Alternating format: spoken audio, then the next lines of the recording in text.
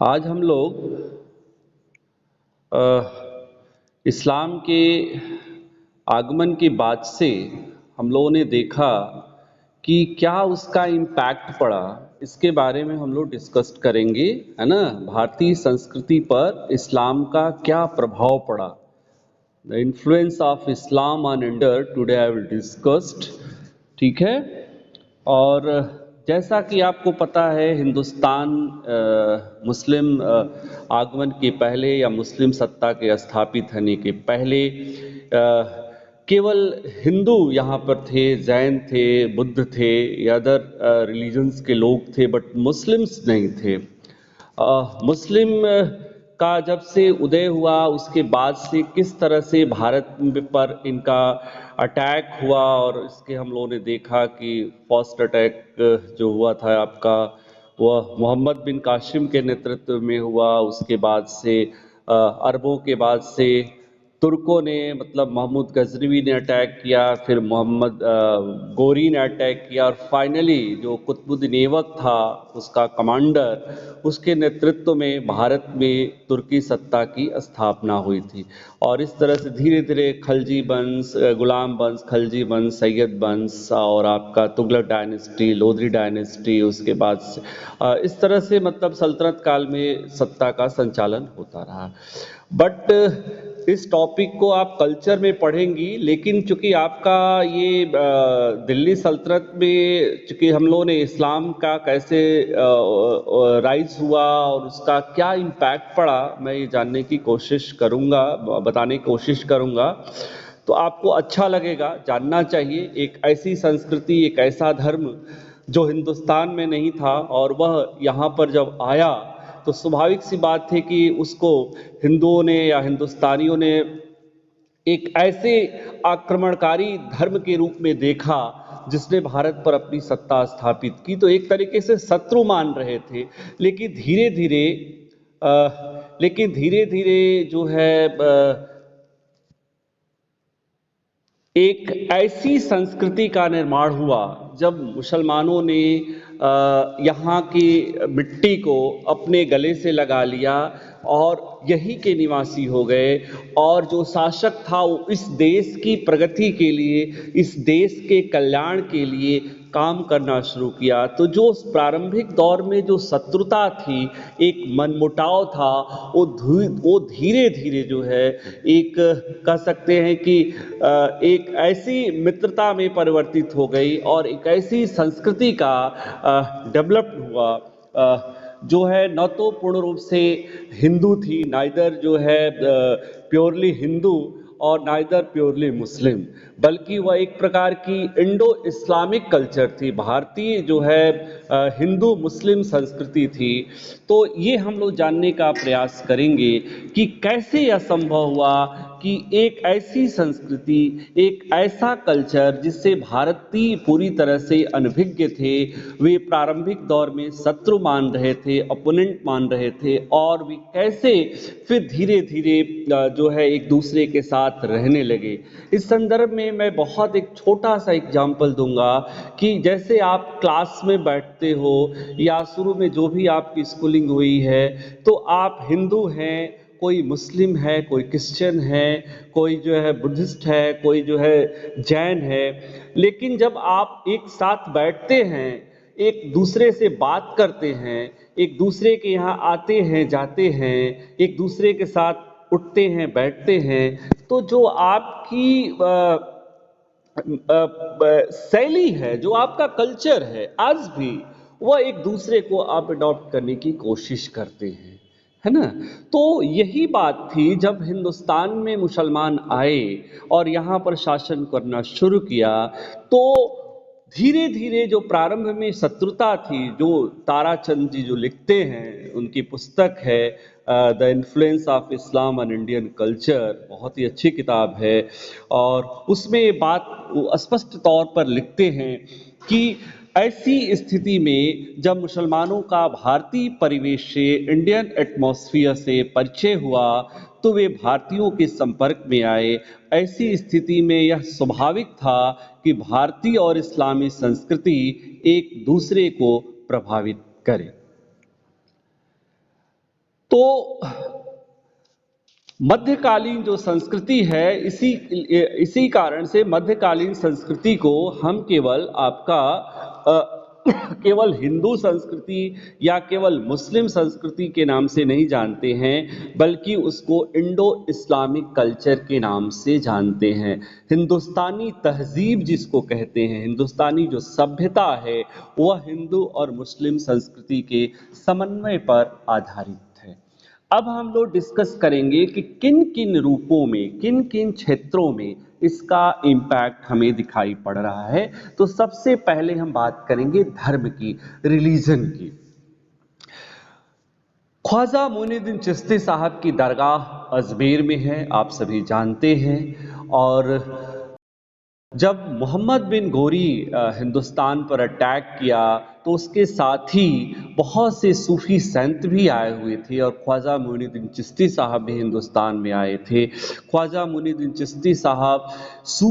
चिश्तिया सूफी संप्रदाय से संबंधित थे। बहुत से ऐसे सूफी संत थे जिनका इस्लाम में प्रादुर्भाव हुआ था, एक तरीके से कह सकते हैं कि जिसका जन्म जो है इस्लाम के हृदय से ही हुआ था। इसलिए कहा जाता है कि Sufism was born out of the heart of Islam. इस्लाम के हृदय से ही जो है सूफी का जन्म हुआ था। और यह सूफी वहादत उल वजूद में विश्वास करता है, इश्क मजीजी से इश्क हकीकी में विश्वास करता है। सूफिज्म बिलीव्ड है ना, एक तरीके से हम कह सकते हैं कि इन एकेश्वरवाद, जिसको हम लोग मोनोथिज्म कहते हैं, जिसको हम लोग मिस्टिसिज्म कहते हैं, रहस्यवाद कहते हैं, जिसको हम लोग मिस्टिसिज्म कहते हैं, जिसको हम लोग आपके रहस्यवाद कहते हैं, जिसको हम लोग सिग्निफिकेंस ऑफ मेंटर, जो गुरु की महत्ता में विश्वास करता था। सूफीवाद जो एक ही ईश्वर में विश्वास करता था, सूफीवाद जो रहस्यवाद में विश्वास करता था, सूफीवाद जो आपका गुरु की महत्व में विश्वास करता था, सूफीवाद जो आपका रहस्यवाद में विश्वास करता था। कहने का मेरा आशय यह है कि जो सूफीज़म का उद्भव हुआ वह इस्लाम के हृदय से ही हुआ था, मोहम्मद साहब के समय में ही हुआ था। और सूफीवाद जो है एक मानवता की बात करता है और कहता है कि ईश्वर बेटा, आई एम ऑडिबल? मेरी आवाज सुनाई पड़ रही है? हेलो, मेरी आवाज सुनाई पड़ रही है?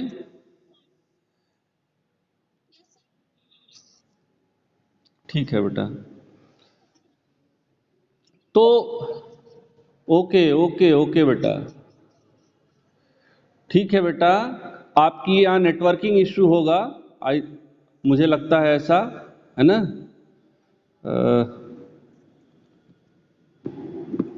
ठीक है, इसका हम YouTube पे अगर कहीं आपको वॉइस आपकी क्लियर नहीं हो रहेगी तो YouTube पे अपलोड भी कर देंगे, जो लोग सुन पा रहे हैं सुने। तो मैं कह रहा था कि सूफीज़म जो था वह इस्लाम के हृदय से उसका उद्भव हुआ था। और वह सूफीवाद भी जो है एक तरीके से एक ही ईश्वर में विश्वास करता था, मानवता की बात करता था, एकेश्वरवाद की बात करता था, जो आपकी गुरु के महत्व को विश्वास करता था, जो रहस्यवाद में विश्वास करता था। ठीक है,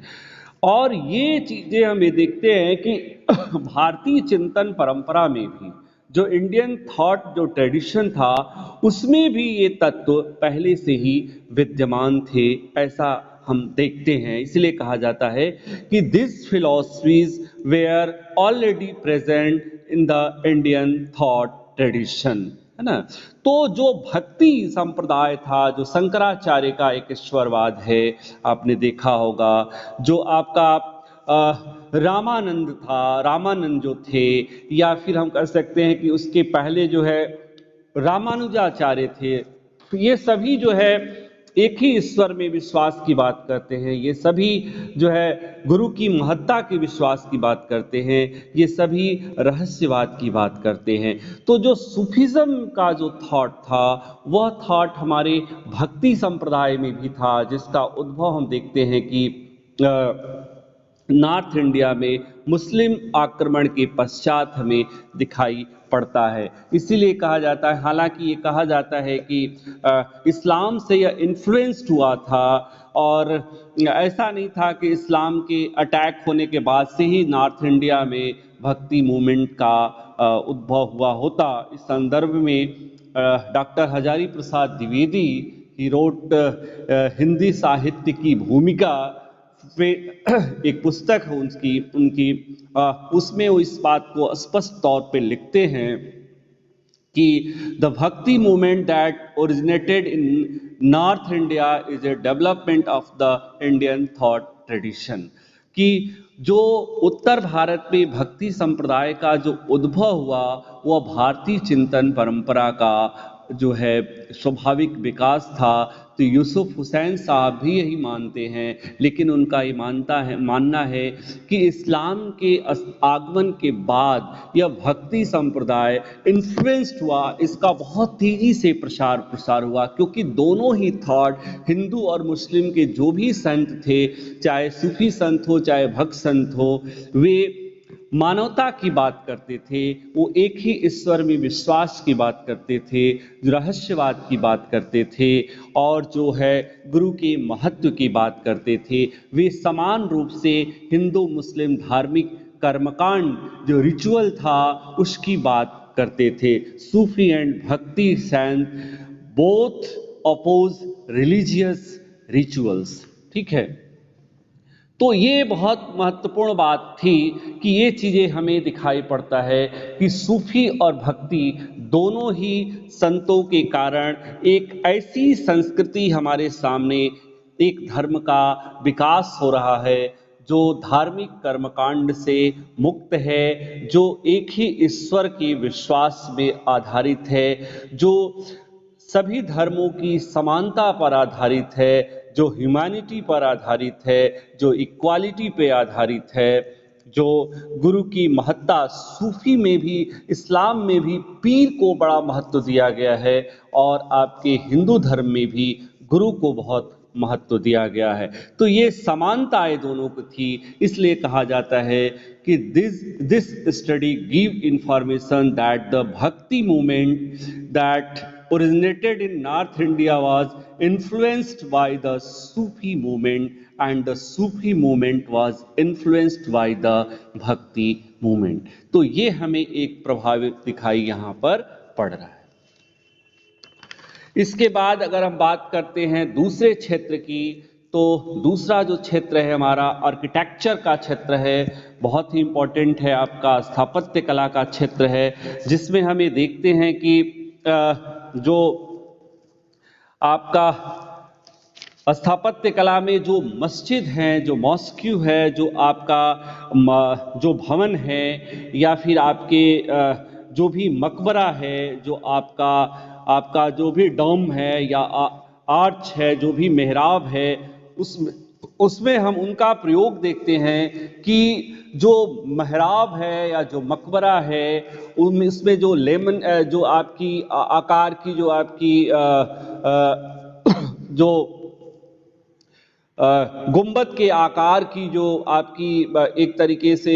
हिंदू जो मंदिर है उस पे भी आप देखोगे कि वहाँ पर भी जो प्याज की आकृति की जो हमें दिखाई पड़ती है, जो गुंबद, वह हमें दिखाई पड़ता है, उसका भी कंस्ट्रक्शन होने लगा। इसके अलावा जो मेहराब है, जो गुंबद का प्रयोग भी किया जाने लगा, सादगी का प्रयोग होने लगा। इसके अलावा हम देखते हैं कि मुस्लिम जो स्थापत्य कला शैली थी, जो मस्जिद थे, जो मकबरा थे, या जो भवन थे जो कंस्ट्रक्ट हो रहे थे, उसमें भी हमें देखते हैं कि आपके हिंदू कला शैली के जो आपके स्वास्तिक चिन्ह हैं, या जो सिंबल्स ऑफ बेल्स हैं, जो घंटियों के जो नमूने हैं, जो आपके और इस तरह से जो शैली है वह हमें दिखाई पड़ती है। कलश है, स्वास्तिक चिन्ह है, या जो सिंबल्स ऑफ जो बेल्स हैं, जो हरी जो पत्तियां हैं, जो लीव्स हैं, उनका प्रयोग जो है हमें देखते हैं कि मुस्लिम जो भवन हैं, जो मस्जिद हैं, जो मकबरे हैं, जो आपके महल हैं, उसमें हमें दिखाई पड़ रहा है। इसीलिए कहा जाता है कि जो आर्च है या जो डोम्स है in the construction of Hindu buildings and temples as a impact of the influence of Muslim architectural style. मतलब जो हिंदू स्थापत्य कला शैली जो थी, उसका निर्माण हमें मुस्लिम जो स्थापत्य था, जो आपके मकबरे थे, जो मस्जिद थे और जो महल थे, जो उसमें हमें दिखाई पड़ता है। तो ठीक उसी तरह से हिंदू जो महल थे, जो मंदिर थे, जो भवन थे, उसमें मुस्लिम शैली के जो मकबरे हैं, जो गुंबद है, जो मेहराब है, उसका निर्माण हमें दिखाई पड़ रहा है। आपने देखा होगा कि मस्जिद में एक कॉमन जो है आपका ओपन एरिया होता है, जो हिंदुओं में भी हमें दिखाई पड़ता है, जो भी कंस्ट्रक्शन होते हैं, और चारों तरफ से आप ये देखोगी तो उसमें जो है पिलर लगे होते हैं, और उस पिलर के ही माध्यम से आदमी आ जा सकता है चारों तरफ से राउंड लेकर के, जो सरफेस एरिया होता है उसमें। तो मुस्लिम जो था उसमें इस तरह से हमें दिखाई पड़ता है कि हिंदू में भी एक सरफेस सराउंडिंग एरिया होता है, बीच में एक गर्भगृह होता है जहां पर कोई मूर्ति रखी होती थी, कोई जो है चिन्ह रखे होते थे। उसमें जो है उसको क्या हुआ कि बहुत से ऐसे मंदिर को, जैसे हम लोगों ने देखा भी कि जो अजमेर का 2.5 दिन झोपड़ा था, या जो कुतुब मीनार था, या फिर और भी जो टेम्पल्स थे, मंदिर थे, उसमें उनको डिस्ट्रॉय करके उसमें मुस्लिम मस्जिद मॉस्क्यू का रूप देवाना बहुत सरल होता था। और उसके इम्पैक्ट में हमें देखते हैं कि जो भी कहीं आपकी भगवान शिव के जो है, लॉर्ड शिवा के जो टेम्पल आप देखिए, तो उसमें जो आपको पिलर चारों तरफ से जो स्तंभ दिखेंगे, उसके ऊपरी हिस्से पर देखिए बिल्कुल सीधे सीधे जो है कुतुब मीनार के स्टाइल में आपको आगे से दिखाई पड़ेगा, और उस पे जो है स्नैक्स के चिन्ह दिखाई पड़ेंगे आपको चारों तरफ से। इसके अलावा चारों तरफ आप ये देखिए कि गुंबद कहीं कहीं बने हुए आपको दिखाई पड़ देंगे, प्याज की आकृति के, जिसका से नीचे तो गोल होता था, ऊपर जाते जाते वो सरकरा होता जाता था, ठीक है, प्याज की आकृति का। तो ये पूरा इम्पैक्ट हम देखते हैं कि बहुत से कारीगर ऐसे थे जो हिंदू थे, बहुत से कारीगर ऐसे थे जो मुस्लिम्स थे। तो जब उन्होंने उसका निर्माण कंस्ट्रक्शन शुरू किया, तो उसमें अपनी बारीकियों को उन्होंने उसमें पिरोना शुरू किया। इसलिए जो मस्जिद बने, जो मकबरे बने, या जो मंदिर बने, या जो भवन बनने शुरू हुए, उसमें एक दूसरे की जो विशिष्टताएं थी, जो स्टाइल्स थे, उसका उसमें कंस्ट्रक्शन में भी प्रभाव हमें दिखाई पड़ता है। तो ये एक काफ़ी इम्पॉर्टेंट, इसका भी हमें प्रभाव आपको दिखाई पड़ता है। इसके अलावा अगर हम बात करते हैं पेंटिंग्स की, जो चित्रकला थी, तो उसमें भी बहुत प्रभाव दिखाई पड़ता है। जो पोर्ट्रेट पेंटिंग्स थी, जो छवि चित्र थे या आकृति चित्र जिसको कहते हैं, या दीवालों पर जो पेंटिंग्स बनाई जाती थी, भित्ति चित्रण जिसको कहते हैं, कि जो है, या मुराल पेंटिंग्स जिसको कहते हैं, ये जो है काफ़ी इम्पॉर्टेंट थी। इसका परिचय जो है भारतीयों को मुस्लिम जो है पेंटिंग्स के द्वारा पता चला। हालांकि इस्लामिक जो संस्कृति थी, उसमें जो है कहीं ना कहीं इस्लाम में चित्रकारी को प्रतिबंधित जो है माना गया है, प्रोहिबिटेड माना गया है। बट जो है हम देखते हैं कि ये जो मुस्लिम जो इन्फ्लुएंस्ड हुआ, जो इंडियन जो पेंटिंग्स जो इन्फ्लुएंस्ड हुई, कहते हैं influenced by the Islamic painting style, जो है इंडियन पेंटर्स, जो है भारतीय जो चित्रकार थे, वो जरूर इससे प्रभावित हुए थे। और उसके बाद से हमें देखते हैं कि पोर्ट्रेट पेंटिंग हो या मुराल पेंटिंग्स हो, उसकी जो है कलाकृति जो है हमें दिखाई पड़ती है। इसके अलावा जो शिकार होते थे या राज दरबार के जो दृश्य होते थे, जिसमें यहाँ तक कि जो पेंटिंग्स बनाई जाती थी, उसमें राधा और कृष्ण जो हिंदू लॉर्ड थे, उनकी लीला भी धार्मिक विषयों में जो है मुस्लिम जो चित्रकार थे उन्होंने बनाना शुरू किया था। यहाँ तक कि अकबर जो है इसका खंडन करता है, आगे चल करके हम ये देखते हैं कि चित्रकारी के बारे में जब ये कहा जाता है कि चित्रकला इस्लाम में इसलिए प्रोहिबिटेड है, प्रतिबंधित है, क्योंकि ऐसा करते समय ये माना जाता है कि नेचुरल जो है पेंटिंग्स होती है, भगवान का, गॉड का, अल्लाह का दिया हुआ स्वरूप होता है प्रकृति, और उसकी चित्रकारी करना, उसकी नकल करना मतलब ईश्वर की नकल करना होता है, इसलिए इसको प्रतिबंधित माना गया है। लेकिन अकबर का अलग थॉट था और उसने जो बात कही कि ऐसा करते समय हम ईश्वर से साक्षात्कार का, ईश्वर से मिलने का एक नया स्वरूप हमें मिलता है, क्योंकि जब चित्रकार ऐसा चित्रण करना शुरू करता है तब उसको एहसास होता है कि जिस रूप में ईश्वर ने प्रकृति को बनाया है, एज इट इज हूबहू वैसा बना पाना परिकल्पना से परे है। तो ईश्वर को जानने का, एक अल्लाह को जानने का, ईश्वर तक पहुंचने का, अल्लाह तक पहुंचने का एक अच्छा माध्यम है। तो ये पेंटिंग्स जो है उसका भी हमें भारतीय चित्रकारी पर प्रभाव दिखता है। तो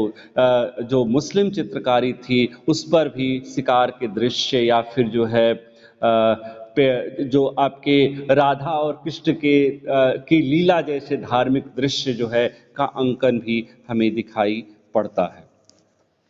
इसके बाद अगर हम बात करें जो है उद्यान की, बागवानी की अगर हम बात करें तो उसमें भी हमें ये चीज़ें दिखाई पड़ती है कि आपने देखा होगा कि बागवानी जो आई, जो गार्डनिंग आई, वह एक तरीके से वो इस्लामी जो है उसकी देन है, इस्लामी संस्कृति की देन है, और बाबर इस दिशा में बहुत प्रयास करता है और इसके पहले भी हुआ था, जिसमें आपने ये देखा होगा कि एक तरीके से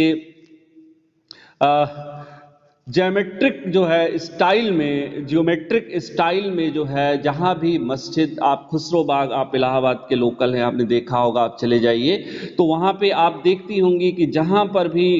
मॉस्क्यू बना हुआ है या मकबरा बना हुआ है ना, या गुंबद दिखाई पड़ता है, उसके आगे जो है ज्योमेट्रिक स्टाइल में एक नहर बनाई जाती थी और उस कैनाल बनाया जाता था, उसका निर्माण होता था, और उसमें जो है पानी हर समय जो है, फव्वारे जो है, फाउंटेन जो है निकलते रहते थे, फव्वारे निकलते रहते थे, या स्प्रिंग जो है, झरने बढ़ते रहते थे। तो ये भी एक नया जो है एक हॉबी जो है क्रिएट हुआ, इंट्रोड्यूस्ड हुआ, हम देखते हैं कि डेवलप जो है अमॉन्ग जो है इंडियंस के बीच में, the hobby of gardening developed among जो है इंडियंस। और इसके अलावा ज्योमेट्रिक शेप में हमने देखा कि जो है नहर, जो कैनाल बनता था उसका निर्माण भी होता था, उसमें फाउंटेन भी बहते रहते थे। और आज आप ये देखिए कि हर आदमी अपने घर में, अपने बालकनी में, अपने आवास में जो है गार्डनिंग करना चाहता है। तो ये एक बड़ा प्रभाव था, प्रयोग था। इसे बहुत से मुस्लिम शासक बहुत प्यार करते थे। अकबर का जो आप ये देखिए, राष्ट्रपति भवन में आप चले जाइए तो जो भी मेडुअल पीरियड के आपके लाल किला हो या कोई भी हो, फोर्ट हो, उसमें जो भी बागवानी आपकी है वहाँ पे दिखाई पड़ेगी आपको। खोला जाता है एक बार साल में, एक या दो बार। तो वो जो मुगल शैली की जो भी फ्लावर्स हैं उसमें आपके दिखाई पड़ते हैं। तो एक बहुत बड़ी बात थी कि इससे जो है इंडियंस जो है दिखाई पड़ते हैं। इसके अलावा हमें देखते हैं कि म्यूज़िक के क्षेत्र में, म्यूज़िक को भी इस्लाम में प्रतिबंधित माना गया है, लेकिन बहुत से मुस्लिम ज़्यादातर आज भी, चाहे बॉलीवुड हो या बॉलीवुड हो, उसमें आप देखेंगी तो म्यूजिशियंस जो है, आर्टिस्ट जो हैं, ज़्यादातर आपके मुस्लिम्स में ही मिलते हैं। और मेडुअल पीरियड में भी हमें देखते हैं कि जो म्यूज़िक था उसमें उसका जो इजाद हुआ था, चाहे वह कव्वाली हो, चाहे वह आपका कह सकते हैं कि ध्रुपद हो या ख्याल गायकी हो, है ना, वह अमीर खुसरो ने ही उसको इजाद किया था। और इसलिए कहा जाता है कि अमीर खुसरो जो है invented in Indian music like qawwali, ख्याल एंड जो है ध्रुपद है ना। तो ये काफ़ी महत्वपूर्ण है बात है कि इसका हमें दिखाई पड़ता है। इसके अलावा बहुत सी भाषाओं में अमीर खुसरो का एक ग्रंथ है एजाज़ खुसरवी, उसमें बहुत से राग यंत्रों के बारे में, बहुत से वाद्य यंत्रों के बारे में जो सूची है, वह उस जो लिस्ट है वह दी गई है। इसके अलावा जो दरगाह होते थे या जो खानकाह होते थे, वो हिंदू मुसलमान दोनों के लिए खुले रहते थे, और वहाँ पर कव्वाली जो गाई जाती थी उसमें हिंदू और मुस्लिम दोनों ही आर्टिस्ट भाग लेते थे, और दोनों ही प्रतिभाओं को, धर्म की प्रतिभाओं को समान रूप से अवसर मिलता था। तो भले ही इस्लाम में ये कहा जाता है कि जैसा हम जानते हैं, वी नो कि music prohibited in Islam, but very significant contribution of Muslims in the development of music in India. Bharat में संगीत के विकास में मुसलमानों का बहुत ही बड़ा कंट्रीब्यूशन है।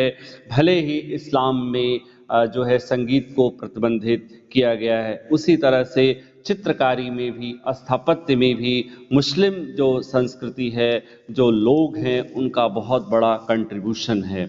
तो शासकों ने प्रोटेक्शन दिया और म्यूज़िक का विकास हुआ, और इसी कारण से हमें देखते हैं कि बहुत से संगीतकार, आर्टिस्ट जो है मध्यकाल में हुए। सूफ़ी जो आज भी कव्वाली गाई जाती है, जो एक सूफ़ी स्टाइल है गाना गाने की, जिसके प्रणेता इस समय करंट में आई थिंक, मुझे बहुत आइडिया नहीं है, लेकिन फिर भी मुझे लगता है कि एक जो है सूफियाना अंदाज में जो गाते हैं, वो उनका कैलाश खेर साहब जिनका नाम है शायद, और भी इस तरह के आर्टिस्ट हैं, तो उनका एक अलग अंदाज है। इसके अलावा हम लिटरेचर पर देखते हैं कि बहुत ज़्यादा इम्पैक्ट पड़ता है लैंग्वेज पे। लिंग्विस्टिक जो भाषा थी, कई प्रकार की भाषाएं जो है हमारे अस्तित्व में आती हैं।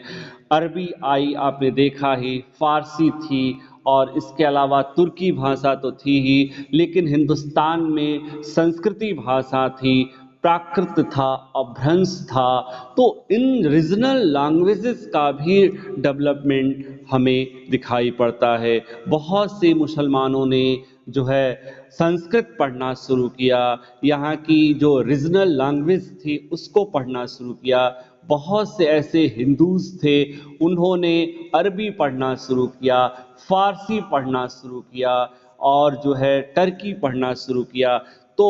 और the Muslim started the study of Hindi and other regional languages, and Hindu started studying Arabic, Persian, Turkish languages and other languages, है ना। एंड इसके कारण ही एक नई भाषा जो है इजाद हुई, और जिससे आप सभी भी परिचित हैं। उसका नाम प्रारंभ में रखा गया रेख्ता, जिसको ज़बान हिंदवी, जिसको उर्दू के नाम से जाना जाता है। The news language Urdu emerge from the mixture of these languages, जो अरबी, फारसी,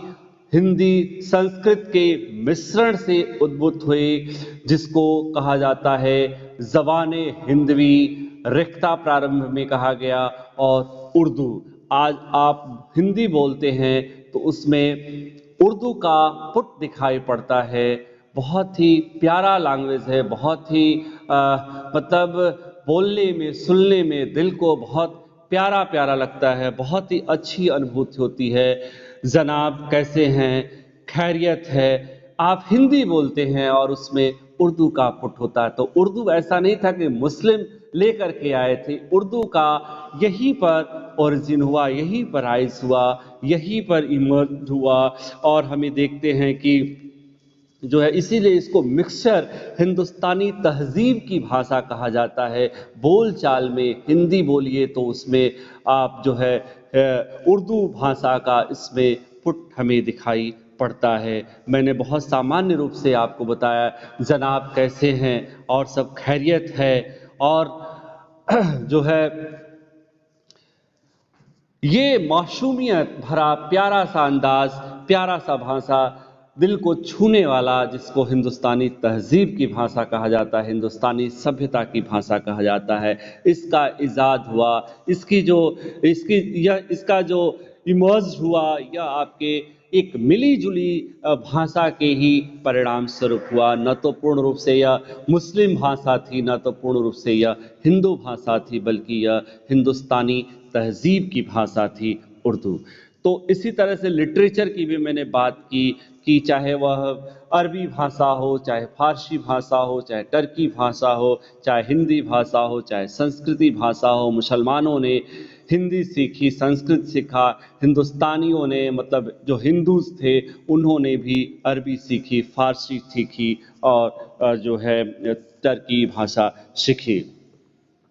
तो इस तरह से भाषा और संस्कृति पर भी एक प्रभाव हमें दिखाई पड़ता है। और साइंस की अगर हम बात करें, विज्ञान की बात करें, तो अरब जो आए थे, अरबों से पहले, मुस्लिम सत्ता की स्थापना होने से पहले भी अरब हिंदुस्तान में व्यापार के लिए आया जाया करते थे। धीरे धीरे जब मुस्लिम सत्ता यहाँ पर स्थापित हो गई, तो यहाँ पर उन्होंने इस देश को ही अपना घर समझ लिया, इस संस्कृति के अनुरूप ही अपने को ढालने की कोशिश की। तो विज्ञान के क्षेत्र में भी प्रभाव, साइंस के क्षेत्र में भी हमें पड़ता हुआ दिखाई पड़ता है। जैसे हम लोग कहते हैं कि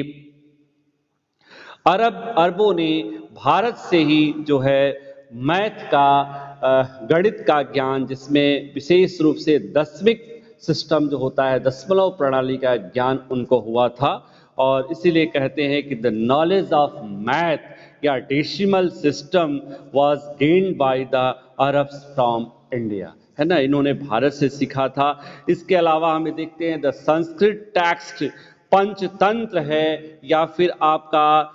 चरक संहिता जो आयुर्वेद की पुस्तक है, और जो पंचतंत्र है, और इसके अलावा वे आर ट्रांसलेटेड इन दो अरबिक लैंग्वेज, है ना, the Sanskrit text, Panchatantra and Charaka Samhita were translated into जो है अरबिक लैंग्वेज। और इसी तरह से अरबिक टेक्स्ट जो रिलेटेड है अल मजिस्ट्री related to astronomy, astrology was translated into Sanskrit. तो ये एक बहुत बड़ी बात है कि संस्कृत के ग्रंथों का फारसी में, अरबी में अनुवाद हो रहा है। तो उसी तरह से जो संस्कृत के ग्रंथ हैं उनका भी फारसी में अनुवाद हो रहा है, जिसका उदाहरण जो ज्योतिष से संबंधित है मैंने आपको बताई कि उसका भी अनुवाद हुआ। इसी तरह से चाहे वह ब्रह्मगुप्त जो गणित पर पुस्तक थी, ब्रह्मगुप्त के द्वारा रची हुई ब्रह्म सिद्धांत हो या खंड खाद्य हो, उसको हम देखते हैं कि खलीफा मंसूर के समय में ही भारतीय विद्वानों को जो है के द्वारा लिखी गई इन महत्वपूर्ण पुस्तकों को अरब विद्वान अपने साथ ले गए थे और अरबी भाषा में इनका अनुवाद किया गया था। तो ये एक बहुत बड़ी बात थी। धीरे धीरे मुसलमान जब भारत आए तो उनके साथ उनकी स्वयं की ग्रहण की गई वैज्ञानिक जो प्रणाली थी वह भारत पहुंची थी, जिसे हिंदुओं ने भी बहुत ही सहजता के साथ स्वीकार किया। इसी तरह से जो हिंदू खगोल शास्त्री थे, जो एस्ट्रोलॉजर थे, या फिर जो है स्पेस के लोग थे, उन्होंने भी मुसलमानों से कई तकनीकी शब्द, जैसे आपका अक्षांश का या देशांतर का, या जो मुस्लिम पंचांग की हमने बात की, हिजरी संवत की जो बात की, वो बहुत सी बातें जनकुंडली की वह इन्होंने सीखा था, जिसको ताजिक के नाम से जानते हैं ज्योतिष को। और महाराजा जय सिंह जिन्होंने जयपुर, मथुरा, बनारस, दिल्ली में अनेक जो है ज्योतिष शाखाएं खोली थी इन्होंने, और उनके पंडितों ने, उनके सहयोगियों ने अल मजिस्ट्री, जिसका हमने बात किया कि अल मजिस्ट्री related to astrology was translated into Sanskrit during Jai Singh. जय सिंह के समय में ही हमें देखते हैं कि इस अरबी ज्योतिष ग्रंथ का संस्कृत भाषा में अनुवाद किया गया था। तो यह काफ़ी महत्वपूर्ण है कि इसमें हमें ये चीज़ें दिखाई पड़ती हैं। इसके बाद जो है हम लोग बात करेंगे हिंदू सोसाइटी की। अगर हम बात करते हैं तो यह भी काफ़ी महत्वपूर्ण है, काफ़ी इंटरेस्टिंग है, जो हम इसीलिए हमने इसको आपको लास्ट में रखा था कि हिंदू सोसाइटी का क्या इन्फ्लुएंस्ड हुआ, क्या इसका प्रभाव हुआ, impact of Islamic culture on Hindu society. और ठीक इसी तरह से हम देखते हैं कि हिंदू कल्चर इसी तरह से हम देखते हैं कि Hindu culture also impact of Islamic culture on Hindu society, क्या प्रभाव पड़ा। उसी तरह से हम देखते हैं कि मुस्लिम का जो है कल्चर का हिंदू कल्चर पर, हिंदू सोसाइटी पर प्रभाव क्या पड़ा। इसी तरह से हिंदू सोसाइटी का मुस्लिम सोसाइटी पर क्या प्रभाव पड़ा, इसके बारे में हम लोग देखते हैं। तो सबसे पहले हम ये देखते हैं कि जो भी आपका ट्रेडिशन था, जो भी आपके फेस्टिवल्स थे, जो भी आपके ड्रेस थे, वो सब हमें दिखाई पड़ता है, चाहे वह हिंदू हो चाहे वह मुस्लिम हो। हिंदू वेशभूषा है या हिंदू जो आपकी जो खान पान है, या मुस्लिम जो खान पान है, जो वेशभूषा है, उसका हमें प्रभाव सीधे सीधे दिखाई पड़ता है। अगर हमें देखते हैं तो सबसे पहले Hindu started wearing long sleeves kurta pyjama like Muslim. मुसलमानों की तरह हिंदुओं ने भी कुर्ता पैजामा लंबे जो है कह सकते हैं कि बाह वाले कुर्ता पैजामा पहनना शुरू किया हिंदुओं ने। इसके अलावा हमें देखते हैं कि हिंदू समाज में जो आपका एक तरीके से कह सकते हैं कि हिंदू समाज में जो आपकी नॉनवेज था, उसका जो है प्रचलन ज़्यादा बढ़ गया, और जो मद्यपान था, जो अल्कोहल थे, उसका भी इंक्रीज हुआ कह सकते हैं ज़्यादा। The prevalence of alcohol and nonveg food increase into Hindu society. Hindu समाज में ये ज़्यादा प्रभाव बढ़ गया। इसके अलावा हमें देखते हैं कि पुलाव है या कबाब है या कोफ्ता है, जिसको हम लोग आज बहुत प्यार से खाते हैं, बहुत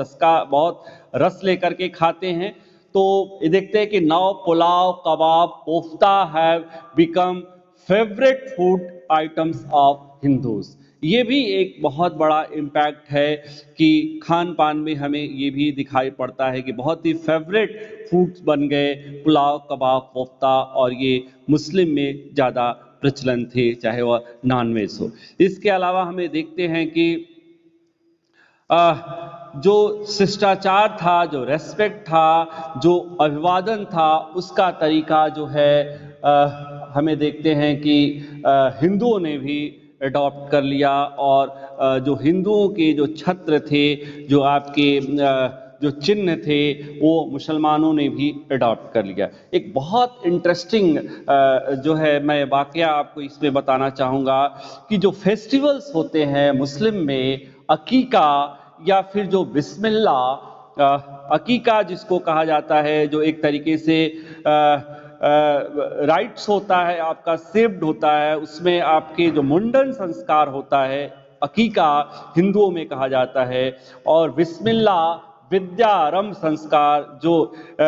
जिसको इनिशिएशन ऑफ एजुकेशन कहा जाता है, विद्या का जो प्रारंभ होता है, वह जो हिंदू कल्चर में या प्राचीन काल से ही विद्यारंभ या मुंडन संस्कार जो चला आ रहा था, वह मुस्लिम कल्चर में भी ये चीज़ें हमें दिखाई पड़ती हैं। Among the Muslims the festival of Aqiqah and Bismillah begin to be celebrated like the mundan and जो है विद्यारंभ, जिसको हमने बोला initiation of education rites of the Hindus, है ना। तो ये बहुत बड़ी बात थी, ये हमें दिखाई पड़ रही है कि जो आपके मुंडन संस्कार थे, या जो आपका विद्या संस्कार थे, जिसको अकीका कहा जाता था या बिस्मिल्लाह कहा जाता था, वह हिंदुओं में भी मनाए जाते थे और ये मुसलमानों में भी मनाए जाते थे। चूँकि हिंदू धर्म बहुत प्राचीन है, वैदिक एज से ही विद्यारंभ संस्कार और जो मुंडन संस्कार मनाए जा रहे थे, तो उसका प्रभाव यहाँ पर कहीं न कहीं हमें अकीका और बिस्मिल्लाह के रूप में दिखाई पड़ रहा है। इसके अलावा हम लोग देखते हैं कि एक फेस्टिवल्स है आपका कि जो इस्लाम जो है भले ही इस्लाम में हमें देखते हैं कि जो फेस्टिवल्स है आपका शब-ए बारात बहुत ही महत्वपूर्ण फेस्टिवल है। शब-ए बारात वह हिंदू जो एक उत्सव है, जो कह सकते हैं कि शिवरात्रि का जो फेस्टिवल होता है, उसमें भी रात भर जोर शोर से जाग करके जो है उसको मनाया जाता है हिंदुओं के द्वारा। उसी तरह से मुसलमानों में भी शब-ए बारात का जो फेस्टिवल्स है वह जो है मनाया जाता है और रात भर जाग करके उसको भी मनाया जाता है। इसलिए कहा जाता है कि द फेस्टिवल ऑफ शब-ए बारात of Muslims began to be celebrated by waking up at night like the festival of Shivratri of Hindus, है ना। तो हिंदुओं के शिवरात्रि पर्व की तरह ही रात को जाग करके मुसलमानों में भी शब-ए बारात का फेस्टिवल सेलिब्रेट किया जाता है। इसके अलावे हम लोग ये देखते हैं कि इस्लाम में भले ही इस हिंदू कल्चर में वर्णाश्रम सिस्टम है और एक तरीके से मुस्लिम सोसाइटी में इस्लाम में बेसिकली कास्टिज्म को नहीं माना जाता है, जातिवाद को नहीं माना जाता है, वर्णाश्रम व्यवस्था को नहीं माना जाता है। और यही कारण था कि बहुत से जो लो बॉर्न पीपल थे, जो निम्न कास्ट में पैदा हुए थे, उन्होंने इस्लाम को अंगीकार कर लिया था। लेकिन हिंदू समाज में जो वर्णाश्रम सिस्टम था, जो कास्ट सिस्टम था, उससे मुस्लिम समाज भी प्रभावित हुए बिना नहीं रहा। इसीलिए कहा जाता है कि although Islam does not believe casteism in practical but the Muslim society was influenced by the Hindu caste system, जिसमें हम लोग देखते हैं कि अरब थे, तुर्क थे, अफगान थे, जो पर्शियंस थे, इनमें पैदा हुआ जो बॉर्न जिनका होता था मुस्लिम में, उनको जो है कहा जाता था आगे चल करके अशरफ। अशरफ जो अमीर होते थे, जो नोबल होते थे, जो उच्च क्लास में होते थे, तो दूसरी श्रेणी में वे मुस्लिम आते थे जो मुस्लिम कन्वर्टेड होते थे, राजपूत जो कन्वर्टेड मुस्लिम होते थे हिंदू। तो भले ही दिल्ली सल्तनत के प्रारंभिक काल में हम लोग देते हैं कि शुरू में ही तुर्क हो या पठान हो या सैयद हो या शेख हो, ये अपनी से नीची जाति के कौम से बाहर, यहाँ तक कि अपने निजी कौम में से बाहर भी ये वैवाहिक संबंध स्थापित करने की बात ये सोच भी नहीं सकते थे पठान, सैयद, शेख, है ना। तो ये एक तरीके से जो कास्टिज्म था, जो वो और जो वर्णाश्रम सिस्टम था, उसका भी हमें इम्पैक्ट यहाँ पर दिखाई पड़ रहा है। ये एक बहुत बड़ी बात थी। तो इस तरह से हमें देखते हैं कि हिंदू संस्कृति मुस्लिम संस्कृति से प्रभावित हुई, ठीक उसी तरह से मुस्लिम जो संस्कृति थी वह हिंदू संस्कृति से प्रभावित हुई, और दोनों ही संस्कृतियों के आचार व्यवहार, त्योहार से लेकर के, स्थापत्य कला से लेकर के, चित्रकला से लेकर के, सामाजिक फेस्टिवल से लेकर के, धार्मिक क्षेत्रों में, सामाजिक क्षेत्रों में, आर्थिक क्षेत्रों में, सभी रूपों में इसका प्रभाव दिखाई पड़ता है। इसीलिए इसको कहा जाता है कि मध्यकालीन संस्कृति न तो पूर्ण रूप से हिंदू थी, neither purely Hindu, neither purely Muslim, न तो पूर्ण रूप से हिंदू थी और न ही पूर्ण रूप से मुस्लिम थी, बल्कि कंपोजिट हिस्ट्री थी, हिंदू मुस्लिम संस्कृति थी, इंडो इस्लामिक कल्चर था। यही कारण था कि बाबर मुगल जब हिंदुस्तान पर आक्रमण किया तो यहाँ पर मुस्लिम शासन था, और उस समय हिंदू और मुसलमान दोनों ने ही बाबर को आक्रमणकारी माना, दोनों ही समान रूप से रहते थे, सोचते थे, और बाबर को इस कारण इनका हिंदुस्तानी जो सलीका था, जो तरीका था, जो तहज़ीब था, वह बहुत पसंद आया और इसका वर्णन उसने अपनी ऑटोबायोग्राफी बाबरनामा में उद्धृत किया है। तो इस तरह से मुस्लिम जब यहाँ पर आए तो हिंदुस्तानियों के लिए एक आक्रमणकारी थे, नए थे, लेकिन जब उन्होंने अपनी सत्ता यहाँ पर स्थापित कर ली तो धीरे धीरे यही के मुसलमान होकर रह गए, रच बस गए, इस देश को ही अपना घर समझ लिया और एक लंबे समय तक पड़ोसी साथ साथ रहने वाले को आप धीरे धीरे मित्र बनना ही पड़ता है और उसका प्रभाव पड़ता ही पड़ता है। आज अब आप जब क्लास में मिलेंगी या आपके अभी भी हिंदू कई फ्रेंड्स होंगे, उनके साथ बातचीत करती हैं तो बहुत सी चीज़ें उनकी आपकी भाषा में शामिल हो जाती है, आपकी लेखनी में शामिल हो जाती है, आपके पहनावे में शामिल हो जाती है, आपके अदब में शामिल हो जाती है, आपके संस्कार में शामिल हो जाती हैं। तो इस तरह से जब मुस्लिम यहाँ पर आए तो आक्रमणकारी जरूर थे, उन्होंने आक्रमण जरूर किया था, जरूर हिंदुस्तान को लूटा था, लेकिन जब यहाँ पर वे रहने लगे, शासन करने लगे, मुसलमानों ने इस देश को अपना घर समझ लिया तो शत्रुता मित्रता में परिवर्तित हुई और एक मिलीजुली संस्कृति का उद्भव हुआ। मुझे आशा है आपको यह समझ में आया होगा। अब किसी को भी